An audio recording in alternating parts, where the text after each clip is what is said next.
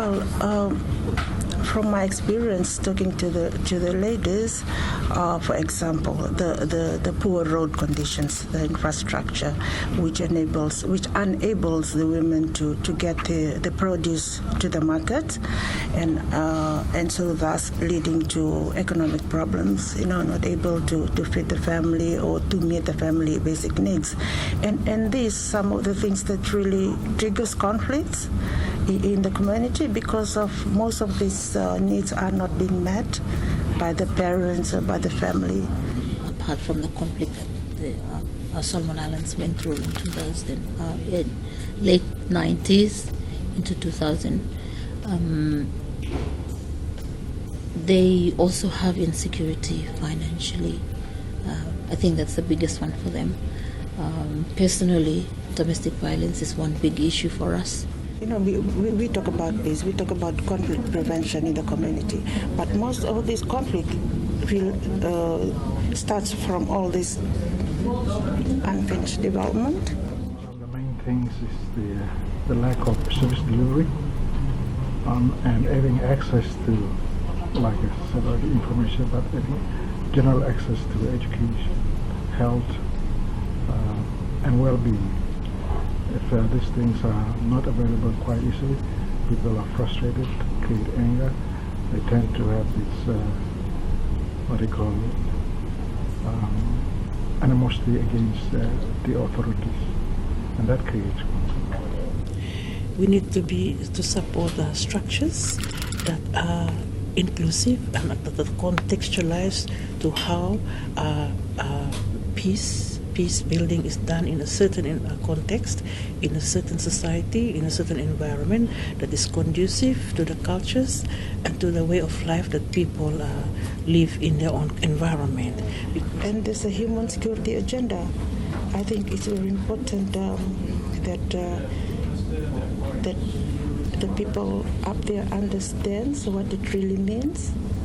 What it really means at the community level, what human security means to them, and maybe then they can form a good strategy and how to combat all these, the definitions of what human security means to them. We have to be part of the planning, we have to be part of the implementation, the evaluation, and the reporting of all of this. We need to be part of all of that aspects and all the dimensions of peace building in order for it to be effective, and not just be beneficiaries or, be tokens of them. One of the obstacles I see is also space.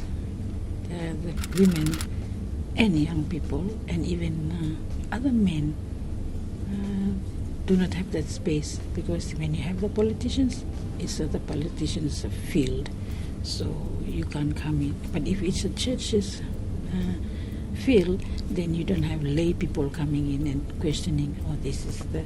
And when you go to the cultures, it's like the chiefs and, the women and all that in the societies. It's good to have... I think one of the obstacles is that space for young people, young women to be part of the decision-making body. To ensure peace, we need to put more women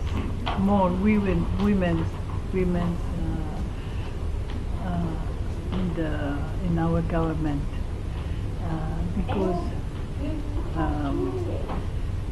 women we don't have the same reflections on when we decide. On décide vraiment pour une bonne vision, un bon futur.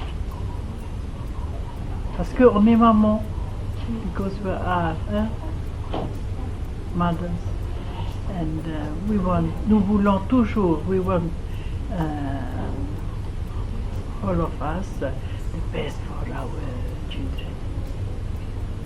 Who is the mother? Qui est la mère qui veut pas le meilleur pour son enfant? Who is the mother? She don't want the best for her children. Nadi. All of us, we want best for our children in our country, in our region, in our world.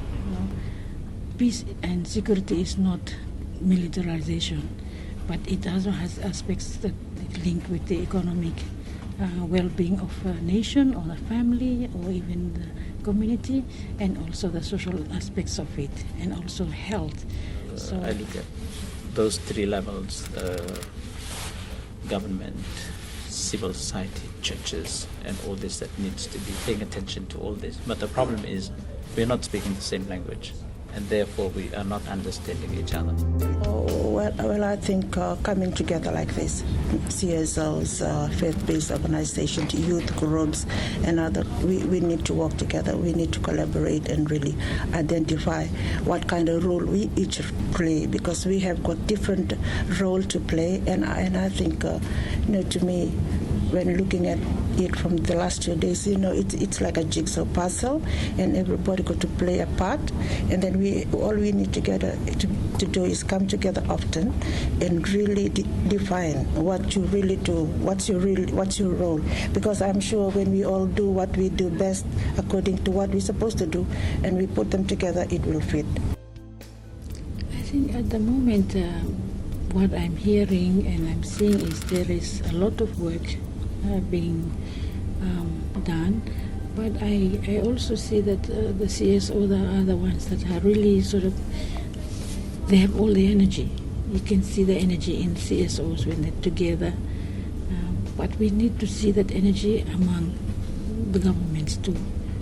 The governments need to have that kind of energy, not only in the Foreign Affairs Department or the Home Affairs, but you need all people in ministries of all parts, all levels of the government to be aware of peace and security, and not only relying on the police, but also the police themselves. And the army needs to know about the other aspects of peace, so that they can think when there's an issue and a conflict, they don't think a gun straight away, but how do we solve this in a more peaceful way.